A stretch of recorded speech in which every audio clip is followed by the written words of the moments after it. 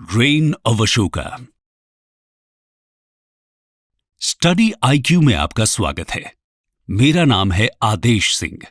दोस्तों, historical records दुनिया भर के महान राजाओं और उनके ग्लोरी की कहानियों से भरे हुए हैं। ऐसी ही एक कहानी है भारत के मौर्य डायनेस्टी के रूलर अशोका द ग्रेट की, जिन्होंने मौर्य एम्पायर को एंशिएंट इंडिया का सबसे पावरफुल किंगडम बना दिया। लेकिन ग्रेट कॉन्करर्स और ग्रेट एम्पायर्स बिल्ड करने वाले राजाओं की इतिहास में कोई कमी नहीं है। तो फिर ऐसा क्या है जो अशोका को इतना पॉपुलर और ग्रेट बनाता है? ऐसा क्या हुआ कि मॉडर्न हिस्टोरियंस जो मोनार्क्स को लेकर काफी क्रिटिकल हैं, वो भी अशोका की तारीफ करते नहीं थकते? दोस्तों, इसका जवाब हमें अशोका की यूनिक लाइफ ट्रेजेक्ट्री में मिलता है, जिसमें कुछ ऐसी अनबिलीवेबल और शानदार चेंजेस हुए जो दुनिया भर के लिए मिसाल बन गए। हम आपको बता दें कि अशोका के बारे में हिस्टोरिकल रिकॉर्ड्स कहते हैं कि पहले वो एक बेहद क्रूअल और रूथलेस राजा थे। चाइनीज स्कॉलर फा हेन तो ये तक लिखते हैं कि अशोका अपने शुरुआती दौर में ऐसे लगते थे जैसे वो खुद हेल से अलग अलग टॉर्चर टेक्निक सीख कर आए हों, और इसीलिए उनका नाम चंड अशोका पड़ गया, मीनिंग द ब्रूटल अशोका।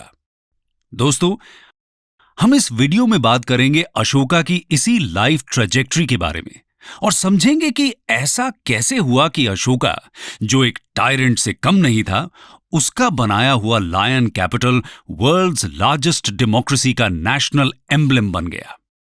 हम देखेंगे कि कैसे अशोका अपनी रूथलेसनेस और क्रूअल्टी को त्याग कर अहिंसा और धम्म के प्रचारक बन गए और दुनिया भर में शांति संदेश भेजने लगे। ये कहानी है अशोका के चंड अशोका से धम्म अशोका बनने की और उनके जीवन के उन पहलुओं की जो उन्हें मॉडर्न सोसाइटी के पैरामीटर्स पर भी ग्रेट बनाते हैं। आइए बात करते हैं बैकग्राउंड की। बात 326 बीसी की है, जब पूरी दुनिया को जीतने का सपना लेकर अलेक्जेंडर मैसिडोनिया से ब्यास तक पहुंचा। लेकिन भारत के सबसे पावरफुल किंगडम मगध के नंद डायनेस्टी के खौफ से उसकी सेना ने आगे जाने से इनकार कर दिया। नतीजतन अलेक्जेंडर वापस लौट गया। अलेक्जेंडर भारत में ज्यादा कुछ अचीव तो नहीं कर पाया, लेकिन उसने नॉर्थ वेस्टर्न इंडिया की पॉलिटी को डिस्टेबलाइज करके रख दिया, जिसका फायदा उठाकर चंद्रगुप्त मौर्य ने 320 बीसी पंजाब में मौर्य किंगडम को एस्टैब्लिश किया और उसे एक्सपैंड करते हुए नंद डायनेस्टी को डिस्ट्रॉय और खुद को मगध का एम्परर डिक्लेयर कर दिया। मगध की कैपिटल प्रॉस्परस सिटी पाटलिपुत्र थी, जो प्रेजेंट डे पटना के पास है। अशोका इन्हीं चंद्रगुप्त मौर्य के ग्रैंडसन थे और बिंदुसारा के दूसरे बेटे। अशोका की कैपेबिलिटीज की कहानियां मगध में उनकी यंग एज से ही मशहूर थीं। 18 साल में ही तक्षशिला के एक मैसिव रिबेलियन को खत्म कर वो अवंती के गवर्नर बने। इसके बावजूद उनका थ्रोन हासिल करना नामुमकिन था, क्योंकि उनकी मां एक सिंपल फैमिली से थी, जबकि क्राउन प्रिंस बिंदुसारा के बड़े बेटे सुसीमा की मां एक प्रिंसेस थी। कुछ सालों बाद तक्षशिला में फिर से विरोध हुआ। सुसीमा तक्षशिला भेज दिए गए, जिसके कुछ दिनों बाद बिंदुसारा की डेथ हो गई। बिंदुसारा के मिनिस्टर्स अशोका को ज्यादा केपेबल मानते थे और इसीलिए उनके सपोर्ट में अशोका मगध के एम्परर डिक्लेयर कर दिए गए। लेकिन जब सुसीमा को यह पता चला तो मगध में सक्सेशन को लेकर कॉन्फ्लिक्ट हुआ। इस कॉन्फ्लिक्ट का अंत 270 बीसी में अशोका की विक्ट्री से हुआ। कुछ टेक्स्ट्स कहते हैं कि अशोका ने अपने 99 ब्रदर्स को ब्रूटली मार डाला, लेकिन इसकी हिस्टोरिसिटी कंटेस्टेड है। आइए बात करते हैं अशोका के रूल की। अशोका's रूल। सत्ता में आते ही अशोका के रूथलेसनेस और डेस्पोटिज्म की कहानी स्टार्ट होती है। किंगडम में एक टॉर्चर प्रिजन बनाया गया, जिसको अशोका's हेल कहते थे, जहां प्रिजनर्स और रेबल्स को टॉर्चरस पनिशमेंट्स दी जाती थी। अशोका से उनके वो मिनिस्टर्स भी नाराज थे जिन्होंने सक्सेशन में उनको सपोर्ट किया था। खैर, अशोका ने अपने चक्रवर्तिन यानी किंग ऑफ किंग्स बनने के सपने के लिए एक्सपेंशनरी पॉलिसी फॉलो करते हुए एम्पायर को उसके चरम पर पहुंचा दिया, जो हिमालय से लेकर मैसूर और हिंदू कुश से लेकर ब्रह्मपुत्र तक फैल गया। लेकिन अशोका की यह पॉलिसी एक विशियस साइकिल थी। इतने बड़े एम्पायर और राइजिंग मिलिट्री एक्सपेंडिचर का मैनेजमेंट पुअर कम्युनिकेशन टेक्नोलॉजीज की वजह से काफी एक्सपेंसिव था, जिसे कॉम्पनसेट करने के लिए और नए नए टेरिटरीज एनेक्स करना जरूरी हो जाता। और यह सब इसलिए क्योंकि land revenue he main source of income था। लगभग 260 से 261 बीसी में हुए बैटल ऑफ कलिंगा का कॉज भी यही पॉलिसी थी। कलिंगा पाटलिपुत्र के साउथ में एक प्रॉस्परस कोस्टल स्टेट था। अशोका ने इस बैटल को पर्सनली लीड किया और कलिंग के टफ ऑपोजिशन के बाद भी उसे कंप्लीटली डिस्ट्रॉय कर दिया। बैटल का आउटकम काफी हॉरिफिक था, जिसमें 1 लाख की डेथ, 1.5 लाख से ज्यादा डिस्प्लेस्ड और हजारों लोग स्टारवेशन से मर गए।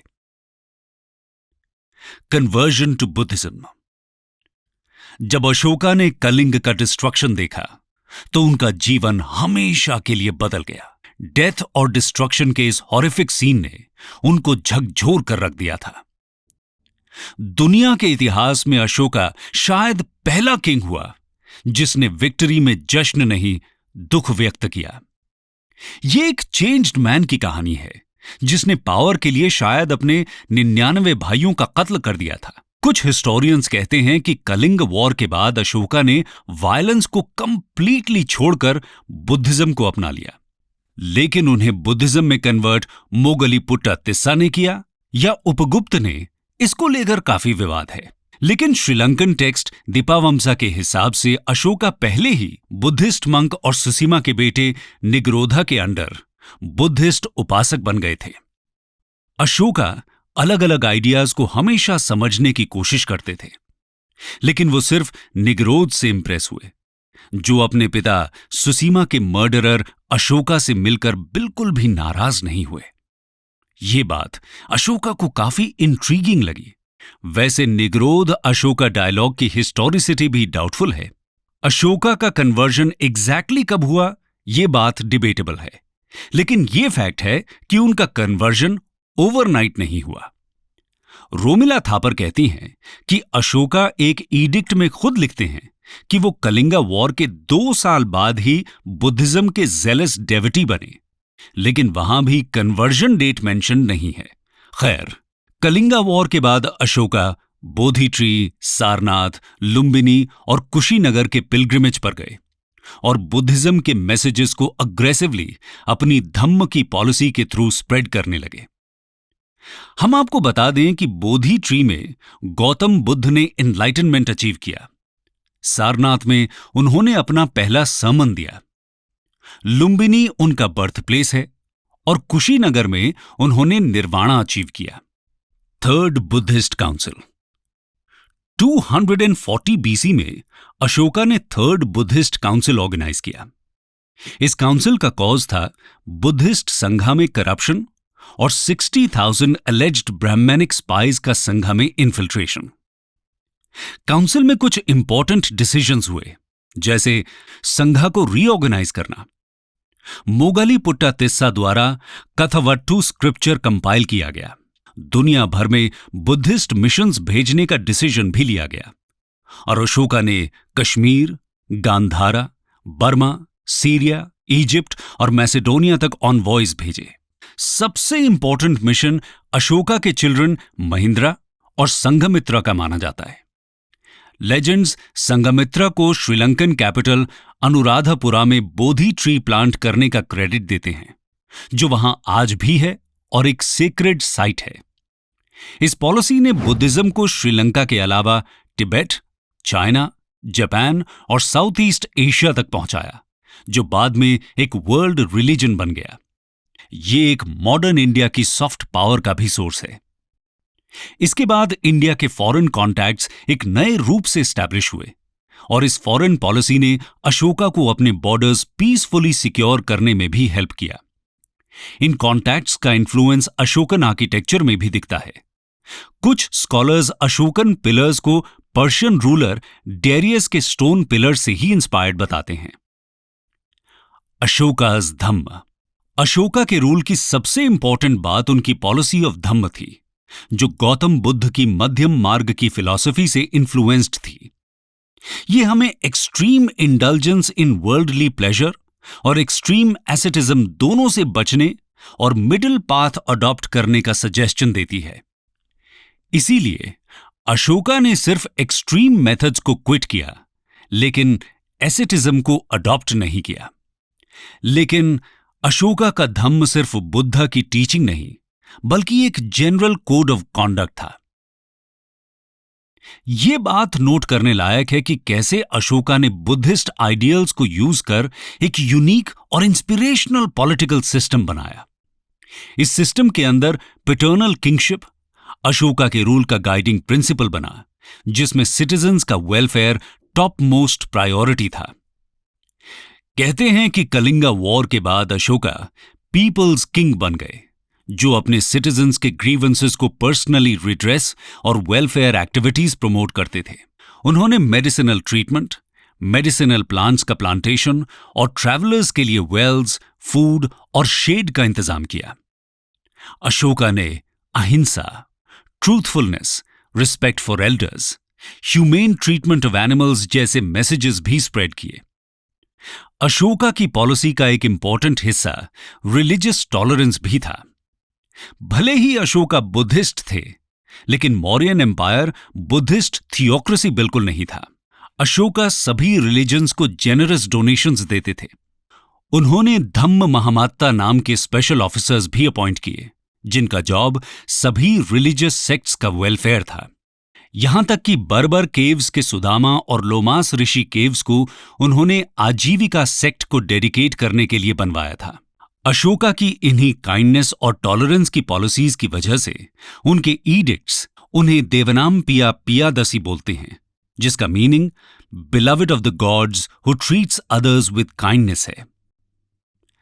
Other achievements. गवर्नेंस के अलावा अशोका का कंट्रीब्यूशन आर्किटेक्चर में भी इमेंस है और उन्हें स्टोन स्ट्रक्चर्स का पायनियर माना जाता है। इनमें सबसे इंपॉर्टेंट अशोकन पिलर्स हैं। सारनाथ के लायन कैपिटल को तो आप जानते ही होंगे, जो हमारे नेशनल एम्ब्लेम और उसमें कार्व्ड अशोक चक्र हमारे नेशनल फ्लैग में अडॉप्ट किए गए। ये दोनों धम्म के सिंबल्स हैं, जिसमें वेलफेयरिज्म एक इंपॉर्टेंट एलिमेंट था, जिसको अशोका ने तब अडॉप्ट किया जब दूर दूर तक वेलफेयरिज्म का नामो निशान नहीं था। इसीलिए ये हमारे नेशनल सिंबल्स में है। खैर, अशोकन पिलर्स चुनार सैंडस्टोन के थे, जो पूरे मौर्यन एम्पायर में मिलते हैं। उनका मेन पर्पस धम्म को स्प्रेड करना था। ऐसा कहते हैं कि ये इंस्क्रिप्शंस डेली एक ऑफिसर सारे सिटीजन्स के सामने रीड करता था और ऐसा लगता था कि शायद एम्परर उनसे डायरेक्टली बात कर रहे हैं। इसीलिए इनको लार्जली लोकल लैंग्वेजेस जैसे पाली, प्राकृत और अरामिक में लिखा गया। मेन इंस्क्रिप्शंस में मेजर रॉक ईडिक्ट 4, 12 और 13 और माइनर ईडिक्ट 1 है। Edict 4 rules of morality, edict 12 religious policy, edict 13 Kalinga war और माइनर ईडिक्ट 1 अशोका के बुद्धिस्ट उपासक होने का डिस्क्रिप्शन देते हैं। कुछ लेजेंड्स अशोका को पूरे भारत में 84,000 से ज्यादा स्तूपास बनाने का क्रेडिट भी देते हैं। अशोक वंदना नाम के लेजेंड्स की एंथोलॉजी के हिसाब से अशोक ने बुद्ध के 7 रेलिक्स को डिवाइड कर उन्हें 84,000 बॉक्सेस में रख दिया और उनके ऊपर स्तूपास बनाने का ऑर्डर दिया। हालांकि हिस्टोरियंस 84,000 स्तूपास को एग्जैजरेशन मानते हैं, लेकिन अशोका ने कुछ स्तूपास बनवाए जरूर, जिनमें most important UNESCO world heritage site Sanchi stupa है, जो दुनिया भर में अपने ग्रैंड्योर के लिए फेमस है। भारहुत स्तूपा, धामेक स्तूपा, अमरावती स्तूपा भी अशोका के रूल में ही बने। अशोका को UNESCO world heritage site Mahabodhi temple गया को बनाने का क्रेडिट भी दिया जाता है, where Gautam Buddha gained enlightenment. Mauryan palaces को तो मेगास्थनीज सबसे महान क्रिएशंस में मानते हैं और फाहिन इनको गॉड गिफ्टेड मॉन्यूमेंट्स कहते हैं। इनमें मोस्ट फेमस अशोका का पैलेस और पटना के कुम्हरार का 80 पिलर्ड कोर्ट है।